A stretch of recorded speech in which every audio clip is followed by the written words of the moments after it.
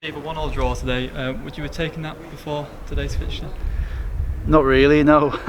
No, I wanted to win the game. I want to win every game, and I thought the form that was showed Saturday, how clinical we were, some of the great goals that we scored. I didn't see any reason why we couldn't carry that on today, but it just didn't turn out that way. Yeah, and I suppose it's still unbeaten in the league, so there are some positives to take from today. Well, I would hope everybody would still be very positive about the situation we're in. But it was another one of those days. It was different to the Farsley and Brackley games, though. In fairness to Gateshead didn't come here and park the bus. It was a pretty open game. We just weren't creative enough today. We weren't quick enough with the ball. We weren't slick enough with the ball. We didn't test their keeper anywhere near enough. I thought we were a little bit slow with passing, which allowed them to get back into shape, and very rarely did we manage to break away. So yeah, it was just a bit disappointing with the ball today. Yeah, and obviously taking a hit with Steve McNulty at the start. Do you think that was a decisive factor in this game? Now, he's an important player, isn't he? But they were all important. But I mean, it allowed us, funny enough, to actually try and be more positive, which I was trying to be, which was the easiest thing to have done would have been to put Harry Spratt on. But I just thought 1-0 up at home in great form, and we went 4-3-3, and I thought we'd be able to create a lot more than we did. So it didn't work out that way. They got a goal just before half time, and which was a good time for them to score.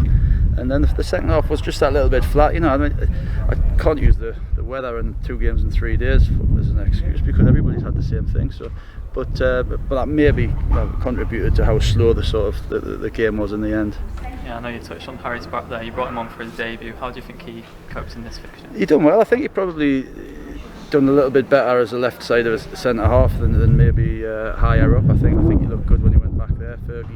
Fergie's been one of our best players this season, so we needed Fergie higher up the pitch at the end. Temptation was to put Wes on, just to try and stretch some pace. His pace, nothing to do with Macca, but Wes has got absolutely electric pace, but we weren't able to get in behind them. By the time he'd went on, I think they were settling for a point. I think they were sort of sitting at the edge of the box, but they came to play, no doubt about that, and we just couldn't create enough.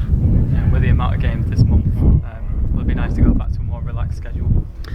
Yeah, I mean, but as I said before, it's the same for everybody. There's there's no harder for us than it is for anybody else. So, but yeah, I mean, when you haven't got, what I've done in the summer is I've tried to add as much quality to the squad as I can, maybe to sacrifice a little bit of quantity.